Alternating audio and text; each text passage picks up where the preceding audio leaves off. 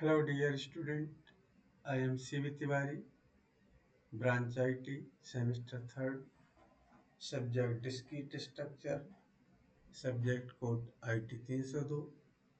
इसके अंतर्गत आज हम ग्राफ थ्योरी और ग्राफ थ्योरी में देखिए ग्राफ क्या होता है, इसकी definition. Graphs are fundamental data structures in a various computer science applications, including network design, social network analysis, and route planning. Understanding graph terminology is crucial of effectively navigating and manipulating graph data structures. In this article, we will discuss the graph terminology used in the data structure. यहाँ different types के graph होते हैं। Graph में एक तो vertex होते हैं, ये वर्टेक्स, दूसरी ये एजेस। तो ग्राफ के लिए हम अलग अलग ग्राफ्स बनाते हैं, उनकी डेफिनेशन भी अलग अलग होती है। जैसे in graph theory, graph colouring के बारे में हम देख रहे हैं यहाँ।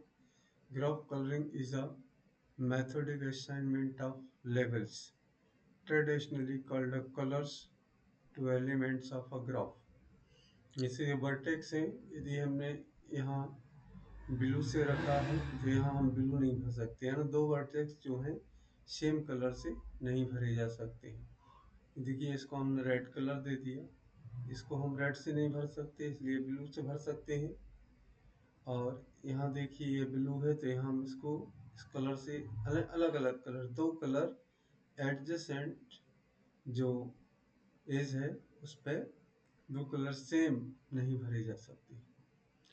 ग्राफ कलरिंग में क्रोमेटिक नंबर क्या होता है, तो जैसे इस ग्राफ में अपन देख रहे हैं कितने कलर है, नंबर ऑफ कलर जितने यूज किए जाते हैं मिनिमम, वो उसका क्रोमेटिक नंबर होता है। तो ग्राफ कलरिंग में सिर्फ वर्टेक्स को हमें डिफरेंट टाइप्स के कलर से भरना पड़ता है। वो होता है elements of a graph. The assignment is subject to certain contents such as that no two adjacent element have the same color। ये देखिए ये सेम कलर कहीं नहीं मिलेंगे, हर आप इस पे देखेंगे ऐसे एक से सेम कलर कहीं नहीं मिलेंगे। इस प्रकार से ये कहा such as that no two adjacent element have the same colour. Graph colouring is a special case of graph labelling. In its simplest form, it is a way of coloring the vertices of a graph such that no two adjacent vertex are of the same color. This is called a vertex coloring। तो ये vertex coloring होती है, कोई भी diagram हो उसमें एक ही as per यदि हम देखते हैं दो वर्टेक्स सेम कलर के नहीं होना चाहिए। Similarly, an edge coloring assigns a color to each edge so that no two adjacent edges are of the same color. And a face coloring of planar graph assigns a color to each face or region so that no two faces that share a boundary have the same color। तो इस type से हम reason भी देखते हैं, तो अलग अलग यदि कलर से भरते हैं तो इसको ब्लैक भर दिया तो दूसरे वाले रीजन को ब्लू से भर दो, जिससे कि इनकी जो एजेस होती हैं वो एक दूसरे से ओवरलैप ना हो। नेक्स्ट यहाँ देखें तो इसके अंदर हैज़ डायग्राम। हैज़ डायग्राम क्या होता है? Has diagram is a graphical representation of the relation of elements of a partially ordered set with an implied upward orientation। Partial order set जब तक कोई सेट नहीं होगा तब तक हम उसको हैज़ डायग्राम नहीं बना सकते। हैज़ डायग्राम बनाने के लिए उस सेट का पोसेट होना जरूरी है। तो पोसेट क्या होता है? यदि कोई सेट पोसेट है तो हम उसका हैज़ डायग्राम ड्रा कर सकते हैं। Opposite A is a pair, be less than और इक्वल टू, ये बी सेट है और रिलेशन उसमें लेस देन और इक्वल टू का है। where B is a set and less than is equal to is a partial order on B that satisfies एक तो reflexibility, दूसरी एंटीसिमेट्रिक, तीसरा ट्रांसिटिविटी। यदि तीनों प्रॉपर्टीज किसी सेट के ऊपर होल्ड हो जाती हैं तो वो पोसेट कहलाता है, वो सेट पोसेट होता है। जैसे P रिलेशन लेस देन और equal to P for all P belongs to B। Set B का P एलिमेंट है और उसमें रिलेशन इस टाइप से यदि है तो रिफ्लेक्सिबिलिटी होल्ड हो जाती है। एंटीसिमेट्रिक के लिए P लेस देन और is equal to Q and Q less than और इज इक्वल टू P, इसका मतलब है P is equal to Q। यदि ऐसा किसी सेट में है दो एलिमेंट के बीच में रिलेशन तो एंटीसिमेट्रिक सेट में सेटिस्फाइड होता है। ट्रांसिटिविटी के लिए उसी एलिमेंट उसी सेट से तीन एलिमेंट उठाना पड़ते हैं।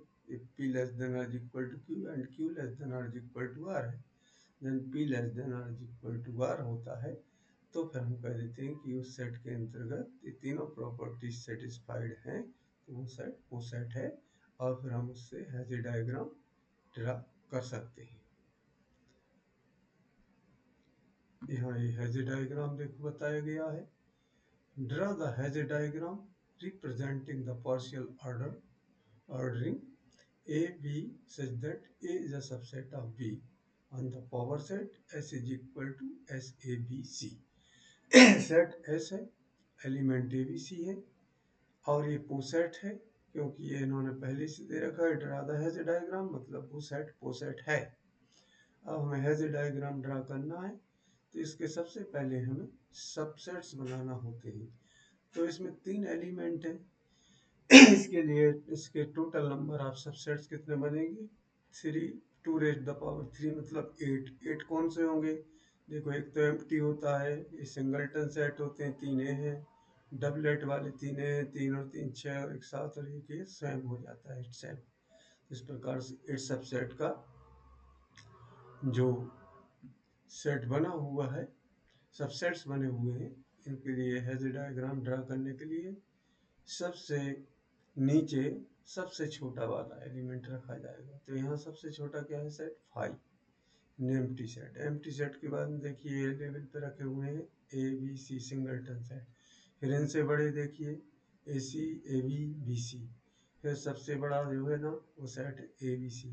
तो देखिए ये जो 5 सबसेट सी का है, 5 सबसेट ए का है, 5 सबसेट बी का है, इस टाइप से हमने ये लाइन से इनको ज्वाइंट कर दिया।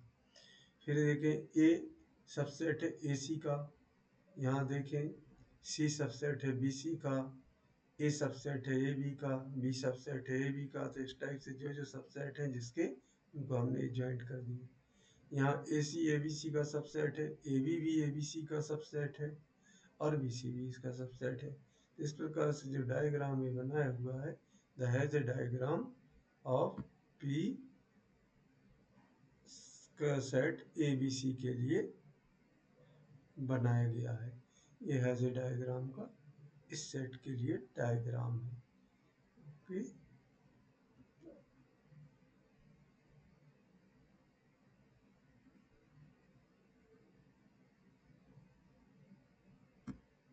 Okay thanks student. तो इस टाइप से has a diagram upon draw कर लेते हैं।